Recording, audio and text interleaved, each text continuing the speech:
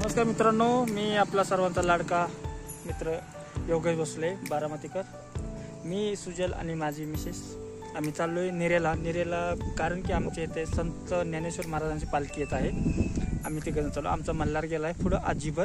आता आम्ही तिघजण चाललोय। चला पुढे तुम्हाला तिथले दर्शन दाखवतो घेतो आणि तिथली यात्रा बी वारीतली दाखवतो। वारकरी कशी आहेत कशी येतात, त्यांचं राहणीमान सगळं टोटल खाणं पिणं।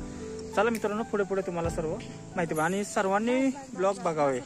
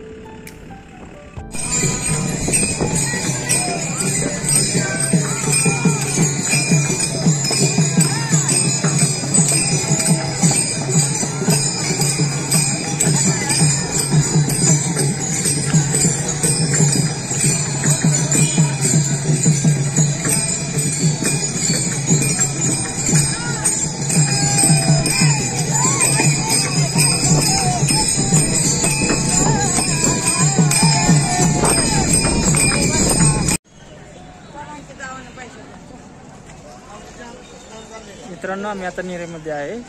श्री ज्ञानेश्वर महाराज पालखीचे सुजल आता गंध लावतोय। ती पहा किती गर्दी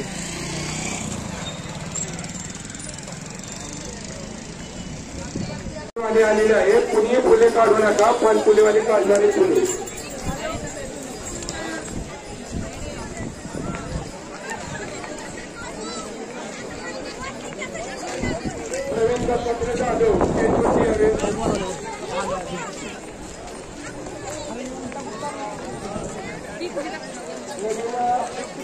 मित्रांनो, ज्ञानेश्वर महाराजांचे पादुकेचे स्नान होणार नीरा नदीमध्ये। नीरा नदीमध्ये स्नान करून सातारा जिल्ह्यामध्ये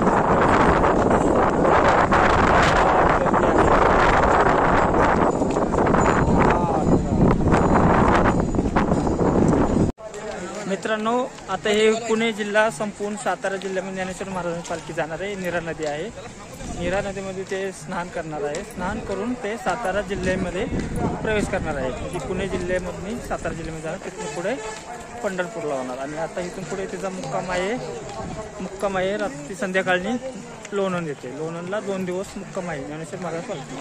आता